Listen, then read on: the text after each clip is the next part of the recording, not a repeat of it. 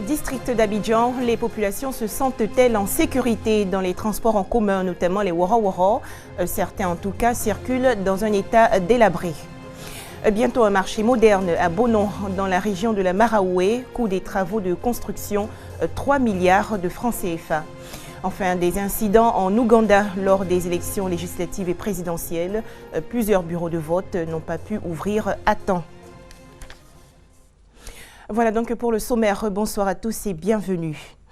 Faut-il avoir peur des transports en commun, notamment les wara-wara en circulation dans le district d'Abidjan?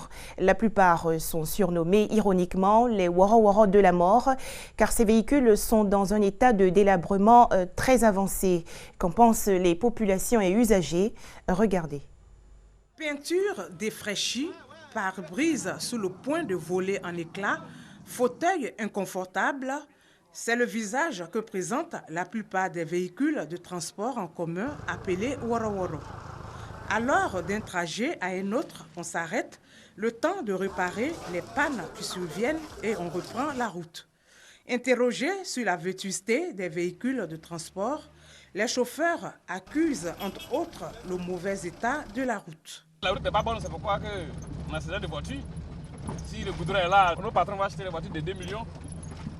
En bon état, et puis bon, vous mettez sur la voie. Et puis les anciens rentrent à la ferraille, à la casse.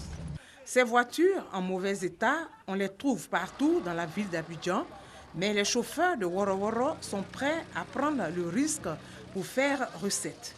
Et les clients aussi prennent le risque d'emprunter ces véhicules usagés. Ça met en danger, mais on fait avec. Comme tu vois, selon le temps, on cherche à nourrir un peu la famille. Sinon, une voiture comme ça ne doit plus rouler. On est contraint d'emprunter ces véhicules-là, au risque de notre vie. Et puis ces véhicules-là, c'est les gaz qui sont dedans. On a peur, mais on est obligé de monter. Ces voitures-là doivent être à la fourrière. Le wara-wara est un des moyens de transport le plus utilisé dans le district d'Abidjan. Et pourtant, au quotidien, de nombreux usagers frôlent le danger. Les véhicules sont en mauvais état et pire, ils roulent au gaz butane, le gaz utilisé par les ménages. Une pratique pourtant interdite en Côte d'Ivoire. Des précisions de Grace Kando et Ange Martial Eouradé. Un sujet plus heureux à présent, l'agriculture vivrière ivoirienne franchit une étape difficile. En effet, des unités de groupage et de transformation des produits vivriers vont bientôt voir le jour, et cela dans les 31 régions du pays. Objectif, assurer la sécurité alimentaire des populations, comme le recommande vivement le programme d'appui à la production vivrière. Les explications de Herman Niamien. Ce bâtiment sur cette image, c'est le siège de la FENASCO-VICI, la Fédération nationale des sociétés coopératives du vivrier de Côte d'Ivoire. Il va bientôt voir le jour à Tenguié, localité située à 15 km d'Abidjan. La pose de la première pierre est prévue pour la fin du mois de mars. La construction du siège de la FENASCO-VICI fait partie d'un vaste programme d'activités que cette structure entend mener pour assurer la sécurité alimentaire en Côte d'Ivoire. Nous avons mûri ce projet. Et pour la sécurité alimentaire, il fallait organiser le secteur. Il faut aller à la modernisation, augmenter la production, la mécanisation, les bons conditionnements des produits et la transformation de nos produits aujourd'hui en Côte d'Ivoire. À côté du siège de la FENASCO-VICI seront également construites une plateforme de collecte et une unité de transformation et de commercialisation des produits vivriers.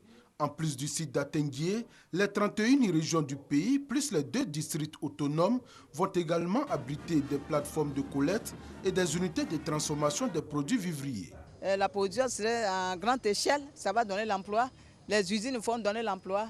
Je pense que nous aussi, on a notre part de responsabilité pour pouvoir prendre nos enfants en compte pour qu'on ne parle plus de pauvreté en Côte d'Ivoire. Pour la réalisation de ce projet, la FENASCO-VICI bénéficie de l'appui financier et technique de la Banque africaine de développement BAD.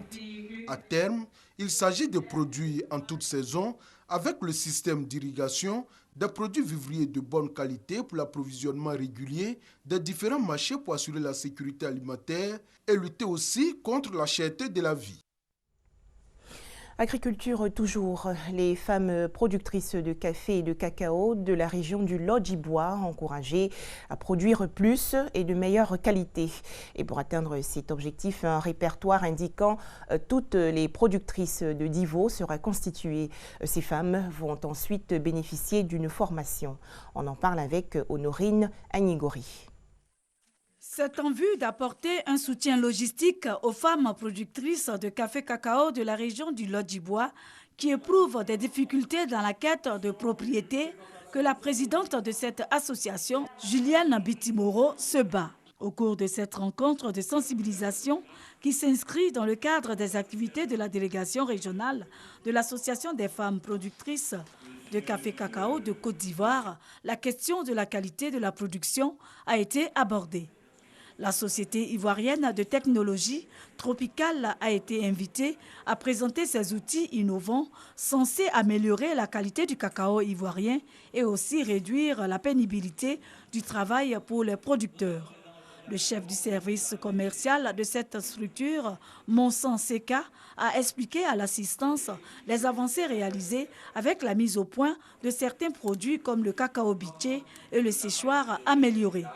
Avec les séchoirs, par exemple, le séchage dure tout au plus 2 ou 3 jours. Par le passé, il fallait attendre au moins 6 jours. Par ailleurs, ce nouvel outil permet d'assurer l'homogénéité du produit séché tout en garantissant l'hygiène que l'on ne retrouve pas toujours avec la technique traditionnelle. Monsan Seka souhaite que tous ceux qui sont soucieux de la bonne santé de la production ivoirienne se les approprient en vue de répondre aux exigences de qualité. Direction Bonon, dans le centre-ouest du pays. Les populations de cette localité vont bientôt accueillir un marché moderne. Espace construit par la municipalité à hauteur de 3 milliards de francs CFA. À noter que la construction de ce nouveau marché arrive au moment opportun, car tenez-vous bien, c'est la chaussée qui est actuellement transformée en marché public. Un reportage de Soro Corona, commenté par Kwadio Kwame, tous deux de RTI Boaké. Trottoir entièrement occupé, chaussée obstruée par les commerçants. Nous sommes sur la nationale A4 qui traverse la commune de Bonon, dans la région de la Makaoué. Cette scène s'offre aux usagers de la route chaque vendredi, jour de marché de Bonon. En 2015, l'occupation de cette voie par les commerçants a causé 5 morts et plusieurs blessés. La route est devenue un centre commercial. Les vendredis, les artères, quand tu passes là, il y a toujours d'accidents, il y a mort d'hommes. C'est regrettable. Le vendredi, c'est un calvaire. Jusqu'à même le ministre Ahmed Bakajou un jour interpellé le commandant de brigade pour lui dire de dégager ce marché. Parce que chaque fois, chaque vendredi, il y a moins d'accident et il y a une mort. Cette situation est le résultat de l'absence de marché dans cette localité. Pourtant, à l'actif de Bonon, 80% de la production de cacao et de café de la région de la Baraoui. Bonon reste l'un des greniers en matière de vivrier en Côte d'Ivoire. Nous voulons un marché couvert, un bon marché. Parce que partout dans les villes, il y a des marchés. Les gens viennent ici, c'est grâce à nous, les gens d'Abidjan mangent. Les gens de la ville mangent. Mais pourquoi pas Bonon ne peut pas avoir le marché. C'est une ordure, ce marché-là. Il y a tout dedans. Il y a les eaux usées qui coulent. Et quand il pleut, non, on ne peut pas marcher. Le manque de marché à Bonon n'est pas la préoccupation des autorités municipales seulement. Quand il pleut, ça nous fatigue. L'eau passe dans le marché, un nouveau marché, bien fait. Heureusement, cette situation est en passe de trouver une solution. En effet, le conseil municipal vient de donner quitus à la municipalité pour la construction des marchés modernes. Que quelqu'un accepte de venir investir 3 milliards de nos jours au profit de Bonon. C'est une chance qu'il faut attraper. C'est ce que le conseil a compris effectivement en m'autorisant de réaliser. Une décision saluée par l'ensemble des chefs traditionnels et coutumiers de Bonon. Et pour terminer, l'actualité nationale, sachez qu'une conférence publique s'est tenue récemment à l'École normale supérieure d'Abidjan. Au menu des échanges, les travaux de l'historien et anthropologue sénégalais Cheikh Anta Diop. Rencontre animée par des universitaires ivoiriens et burkinabés. Aux étudiants qui ont pris d'assaut l'amphithéâtre Mamadou Koulibaly de l'UNS, 5 conférenciers. Ces intellectuels et universitaires d'ici et du Burkina Faso sont les invités de la CARAF, la cellule africaine de réflexion sur l'Afrique. À cette conférence publique sur la vie de Cheikh Anta Diop, ils ont la charge d'éveiller la conscience de cette jeunesse africaine garante de l'avenir du continent. Les gens nous ont dit, nous sommes ceux qui suivent par instinct. Nous voulons dire que nous ne sommes pas des déterministes. C'est nous qui apportons à ce qui existe. Donc l'Afrique ne suit pas les saisons. L'Afrique s'est anticipée. La religion du point de vue de l'Afrique, l'émergence du continent, vaincre le complexe d'infériorité, autant de sujets abordés par les conférenciers. Pour eux, sur la route de l'essor économique de l'Afrique, Cheikh Anta Diop est une source indispensable. Nous avons repris l'appel de Cheikh Anta Diop. Il savait que justement tout pays repose sur sa partie la plus féconde, la plus inventive et la plus active. Il faut qu'il y ait cette volonté politique d'affirmation de l'identité noire, l'identité culturelle noire et d'affirmation de l'Afrique dans le Conseil des Nations.